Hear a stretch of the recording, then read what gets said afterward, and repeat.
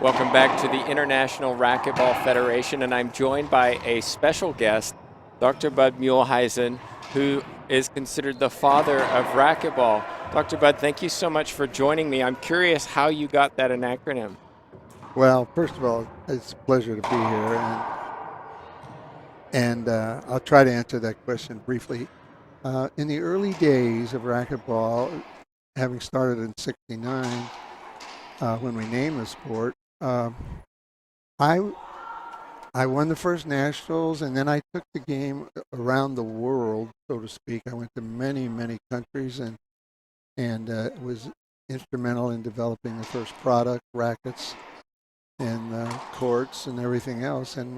But the acronym, so to say, for Father of the Racquetball was, yes, I wrote the rules for the sport, but I think in taking it and in the early days, I was the only one going to all the different countries and giving clinics and exhibitions, as well as talking about our new sport. And so it was a man named Robert Kindler, who was president of the association at the time, who put that acronym on me, and it stuck.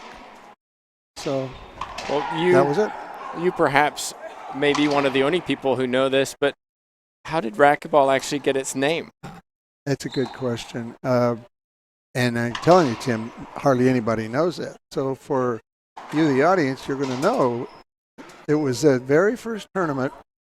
We had everybody at the tournament. There was 250 there at the very first tournament in '69 in St. Louis, and they called a meeting of the players, and we decided to form an organization because everybody wanted to play and get tournaments and get authorized tournaments and so forth and so on. So we said we have to name our sport. We hadn't really named it. There were a lot of little things out there. So I remember, well, they brought a chalkboard up in front of the room, and they started taking names from the audience. They said paddle rackets, paddle ball, paddle this, whatever, racket this. And it just went round and round, and we didn't accomplish much. And a fellow from Coronado, which is next to San Diego, he leaned forward. He was in back of me, and he said, "Dr. Bud, it's got a racket, it's got a ball. Why don't they call it racquetball?" I said, "Bob, that's a great idea." His name was Bob McInerney, and so he put it in nomination, and it was like a light went off in the room. It was so simple, racquetball. So, and then I'll never forget as we were voting for it, the guy wrote it on the chalkboard, and he wrote RACKETBALL. Mm-hmm. And I said, wait a minute, we don't want any affiliation with being a racket, underworld type racket. You want to be different. Want to be different. So that threw a wrench in everybody thought. And so same guy bobbing back, he says, why don't they just he was a tennis player too. And he said, why don't they just give it the French spelling, RACQUET. And that was it. It all happened like that. Another light went off in the room, and we were done, and we had a name. Well, one of the famous videos we have on our YouTube channel is when you played somebody called Paul Haber. Well, and that was an interesting experience because you were crossing sports, and it was kind of an exhibition match, wasn't it? Well, it was definitely an exhibition match. And Paul had been 5-time national champion in handball and was the current champion. And I had won a number of national titles, and I was like number one in racquetball at the time. So we decided that we would do this match for no other reason than to give both sports notoriety and exposure, if you will, on television. So we decided that we had to use the handball, and it was a hard handball. It was hard like a rock. And so we played that match, and it was a great match. It was the first one was held in Memphis, first match, and Paul won heated. That's true. 21-20, and he won that match, and it was so popular that we decided to have a second match. So we had a second match in Long Beach later on, and I won that one, so it was a match apiece. But what happened in the interim was that a lot of players, a lot of people started doing that at private clubs and wherever. And it was extremely dangerous because you could hit that handball so hard with a racket. It was a bullet, and you could kill people with it. And there were a couple of really bad injuries. So we dropped any third match, and it died in the wool. But it was popular. It was covered by Sports Illustrated, and it was a lot of fun. And believe it or not, you'd think that the racket would win easily, but it's not such because it was so hard to control off the strings of a racket. It would just go forward and hit the front wall. It was a bullet in there. So the control really mattered. And I learned from the first match that you just have to play, even though you're using a racket, you had to play the handball game. So I practiced that a while and won the second match. But we put an end to it because it was very dangerous to play and should not be tried by amateurs. Trust me.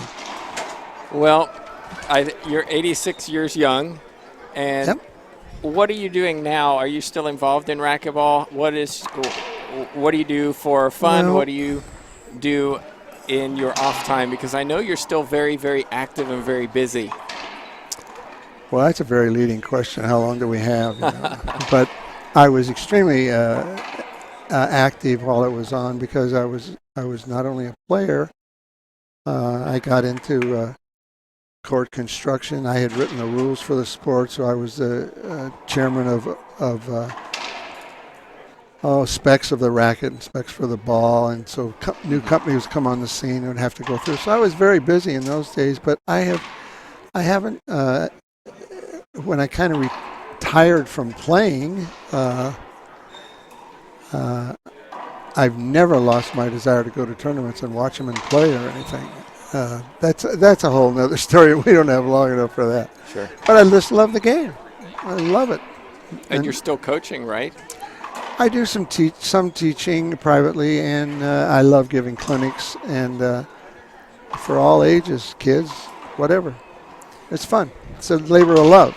That's all. Well, you've seen racquetball progress through the decades, and we obviously have the Junior World Championships here, which you've been able to watch. If you think about the future of racquetball and how we progress and kind of reestablish that prominence of the sport around the world, what kind of suggestions would you have for those people who are decision makers in the sport to really grow it? Well, we really don't have enough time for that. But suffice to say, first of all, I think this competition here where you have countries is just terrific. It's with the younger kids and all, but it's good, it's wholesome, it shows the game off well. There has been a little demise in the game, if you will, from what it was. And it's because the game now, as compared to what I call the older game, that has sped up a lot with the bigger rackets and the faster ball. It requires a lot of athleticism to play, and it's not as open to as many people. The older game, the one I played, which was slowed down a little bit, just without commenting on this, but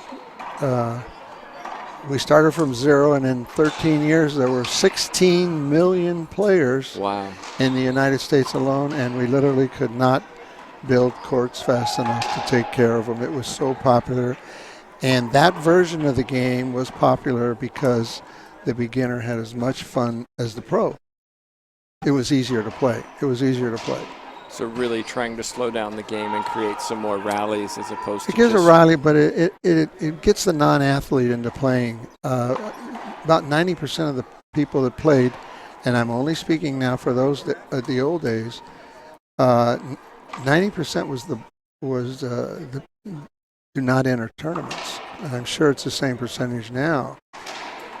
But so only 9 or 10% are tournament players. And so I think that's what's popularity. I think that's the biggest reason for the demise, because it was so popular you couldn't find a court. It was in all the college sections, the high school, everything. But the game they have now is a fun game to watch. The rallies aren't as long. and it's harder to televise because it's so fast. But it's a fun game. It absolutely is. And I want to thank you, Dr. Bud Muehleisen, not only for Dr. knowing Bud. you for the last couple of years and getting to know you a little bit, but also your contributions to the sport and also taking the time to share Well, some thanks of your much wisdom. for having me here and listening to my side of it.